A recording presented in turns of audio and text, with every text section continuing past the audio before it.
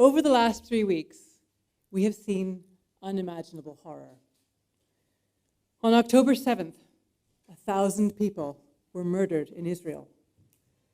Children, people young and old, families, innocent civilians had their lives taken from them in an abhorrent act of terror and cruelty. It was a dark day. Since then, the darkness has only deepened. We have seen a brutal bombing campaign on Gaza and the collective punishment of 2 million people. Thousands of innocent civilians are being killed. Millions are being starved of food, water, and electricity. I know there are people in this room who have family and friends in Gaza. You must be worried sick. It's not enough to call for restraint. All governments must actively work for an urgent and lasting ceasefire and an end to the siege.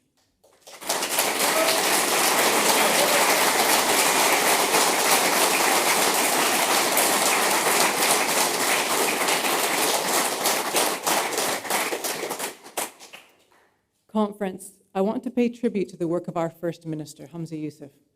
Despite the awful situation facing his family in Gaza, he has demonstrated real leadership, strength, and empathy at a time when far too many leaders have done the opposite.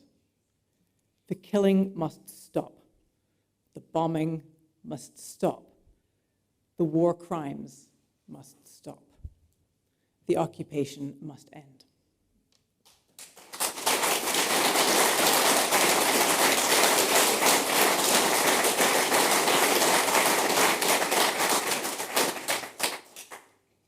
Conference, the Greens are a voice for peace the world over, and that voice is needed now more than ever. We are a party of compassion, of hope, of equality. Over the last 2 years, it has been our privilege to put these values into practice, to roll up our sleeves and take action for people and for planet. That's what the Scottish Greens do every day. In our parliament, in town halls across our country, and in our communities. Conference, it has been a year since we met in Dundee. And what a year!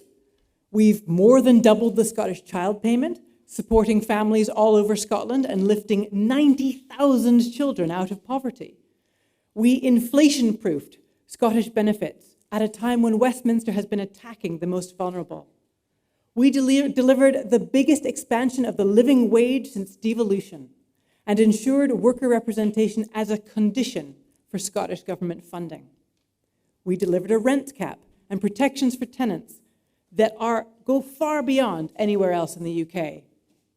The Greens are delivering for Scottish people, and we are delivering for our planet too. At COP26 in Glasgow, I announced a new nature restoration fund. Conference, we made that happen. And since that day, I have overseen record investment in nature restoration across Scotland. To date, over £30 million has gone to restoring wetlands, expanding Scotland's rainforests, and saving threatened species. We delivered a historic ban on fox hunting and are consulting on our proposal to ban cruel snares. We are the first and only part of the UK to have banned permission for new incinerators. 670,000 young people are enjoying free bus travel. We are rolling out 20 miles per hour speed limits, bike lanes, and low traffic neighborhoods. We brought ScotRail and the Caledonian Sleeper into public ownership. We scrapped peak rail fares, making public transport cheaper for all, ending the two-tier pricing system and saving thousands of pounds for people who have no choice about when they travel. These are not just important changes, crucial changes. They are green changes, policies that we can only deliver in government. These changes have never been more urgent. We are putting money into people's pockets during a cost of living crisis, and we are taking action on climate. Conference, the climate crisis is here. It is now, and it threatens all of us. We saw it last week when large parts of our country were underwater. homes were flooded, families evacuated, lives lost. Flood defenses built less than 10 years ago that were meant to stand unbreached for centuries failed. Climate breakdown is moving faster than we ever thought it could, across Scotland and across the world. What was once unthinkable is the new normal. The action we take now is vital to protect ourselves and future generations. Behind this action lies a huge opportunity, an opportunity to build an inclusive, equal, and vibrant economy in Scotland that is based on the green infrastructure and technologies that we need to build. That's why in government we have focused so much effort on the 3 key pillars of a green economy: green transport, green homes, and green energy. Free buses and cheaper trains help households with their bottom line, but they also increase mobility and create economic opportunity. Alongside this, we are making record investments in active travel and expanding and decarbonizing our railways. Greens in government are using the powers and resources available to us to create the modern European transport system that we need. Greens are also investing in homes across Scotland. Patrick Harvey, as the Minister responsible for zero-carbon homes, will tell you more shortly about how his work is upgrading homes the length and breadth of the country. Finally, the 3rd pillar, green energy. With Greens in government, the green energy sector is growing, thriving. Already, there are over 28,000 jobs in green energy, and last year, renewables in Scotland grew at almost twice the rate that they did in England. Greens in government are champions for green energy, focused on growing this essential industry and ensuring local communities and Scotland as a whole benefit. Last month, the Scottish Government published the onshore wind sector deal, an agreement that will see the onshore wind industry double in size and make big investments in local communities and the supply chain. Today, I'm pleased to announce that the Scottish Government's forthcoming energy strategy and just transition plan will commit to a bold deployment ambition of at least 4, but up to 6 gigawatts of solar power by 2030.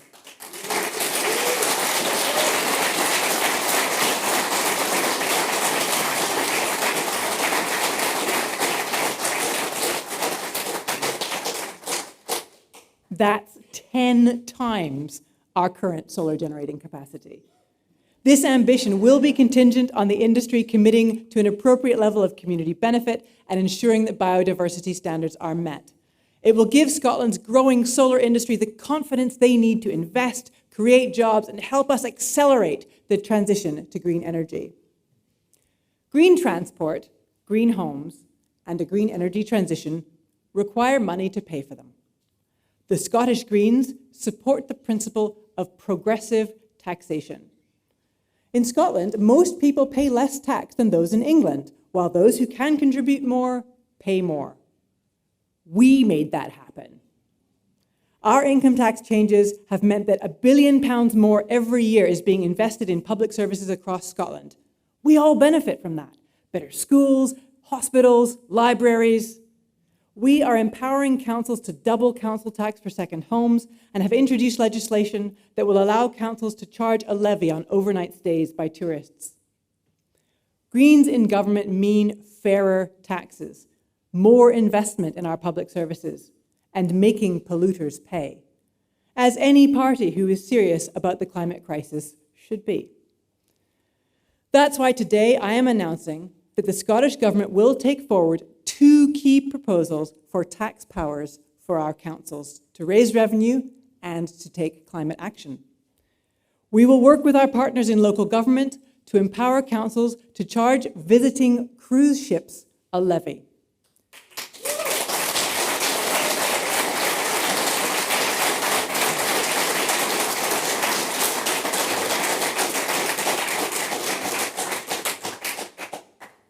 This will mean communities that host cruise ships get the investment they deserve.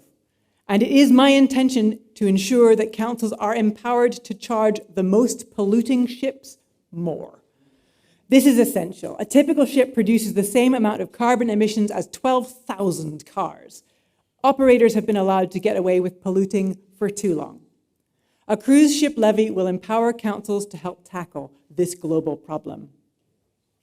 The second new power for councils has its origins in the passing of the landmark Climate Change Act in 2018. Our climate spokesperson, Mark Ruskell, used that bill to secure the creation of Scotland's Climate Assembly. In government, we are acting on the recommendations made by that assembly. The Climate Assembly proposed a carbon land tax to help drive forward critical changes like woodland creation and peatland restoration. The John Muir Trust have since developed this into a proposal for a local tax. Conference, we are taking the first step towards a carbon land tax.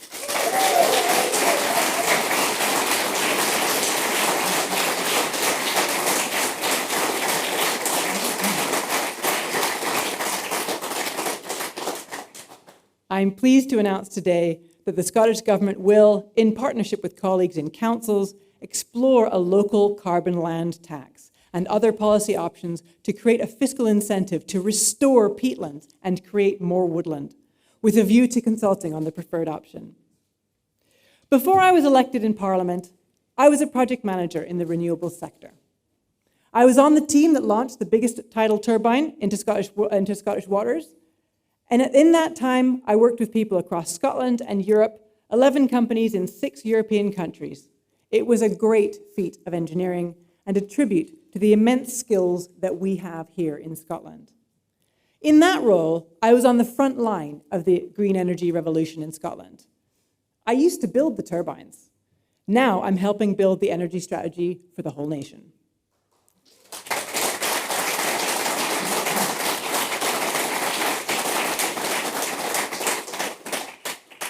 In this position, it has become clearer to me than ever before how being a secondary government to Westminster strictly limits our ability to do things differently.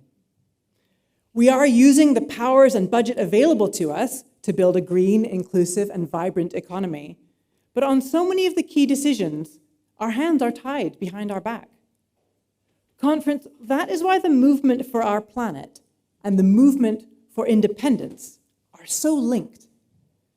It is only with independence that we can have the economic levers that will make the biggest difference, so that we can protect ourselves from Rishi Sunak and his climate climb down, so that we can stop the environmental catastrophe of the Rosebank oil field. It is only with independence that Scotland can rejoin the European and international communities and help drive forward the global action that we need.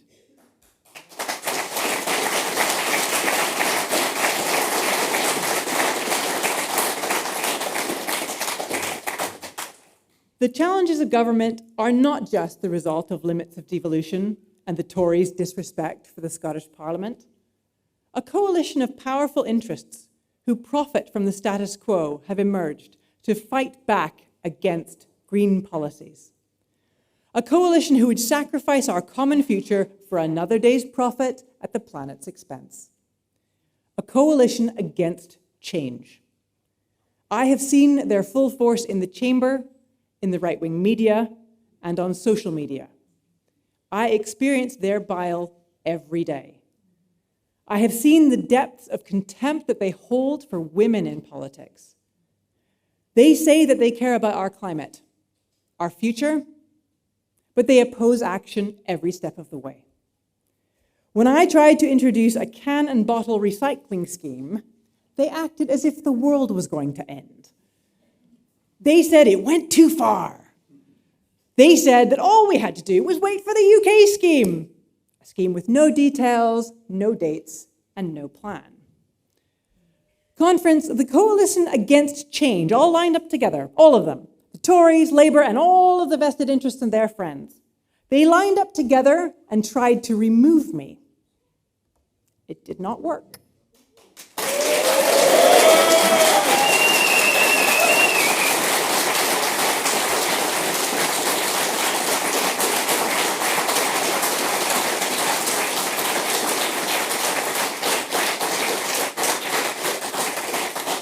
It did not work. because this isn't about me, it's about all of us. It's about our movement. They failed and they will continue to fail because the green movement has the momentum. Our movement is the future.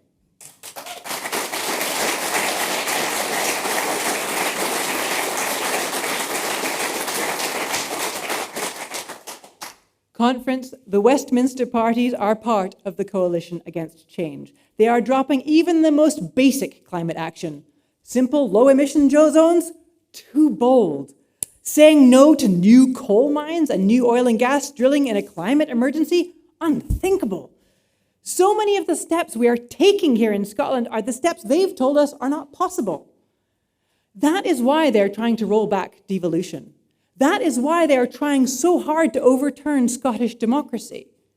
The Tories know that they can't win here.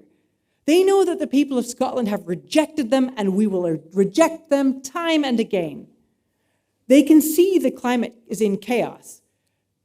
They can see that the climate chaos that we are in, but they are doubling down on fossil fuels that are causing it.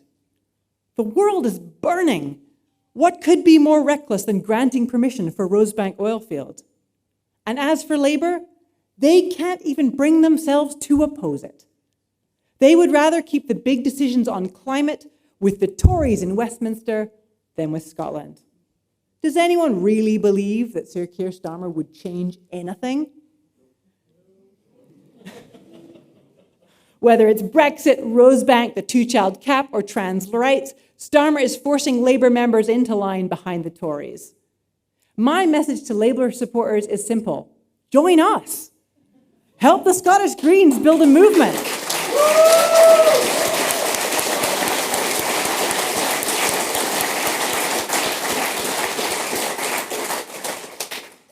Our movement stands for peace, equality, and climate action. We can do that together.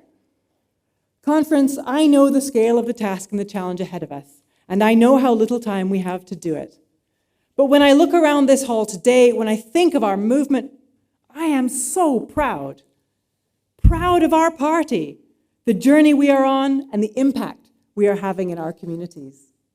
Our Dumfries and Galway branch, for example, are leading the change in their community. They have been at the forefront of saving local bus routes. And next week, they will host the first meeting of the new Bus Users Forum, uniting communities to push for a bus network that has people at its heart. Yeah.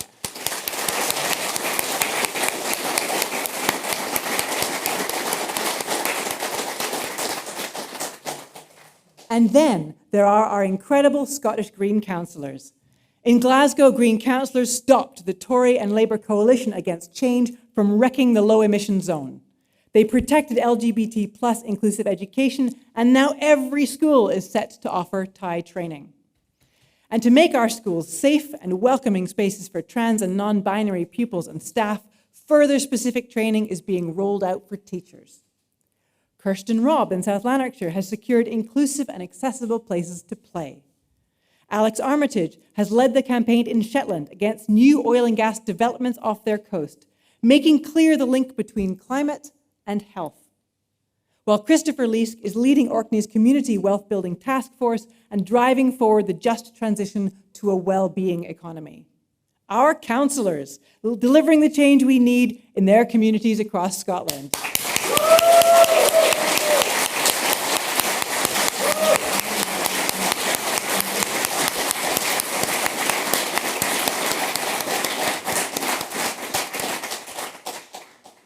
Conference, after 20 years in our parliament and at the forefront of our movement, I could not have a better ally, friend, and colleague than Patrick Harvey. He has taken the voice of tenants into the heart of government and is delivering warmer, greener homes for people and families all over Scotland. I am delighted to introduce him to you as your next speaker.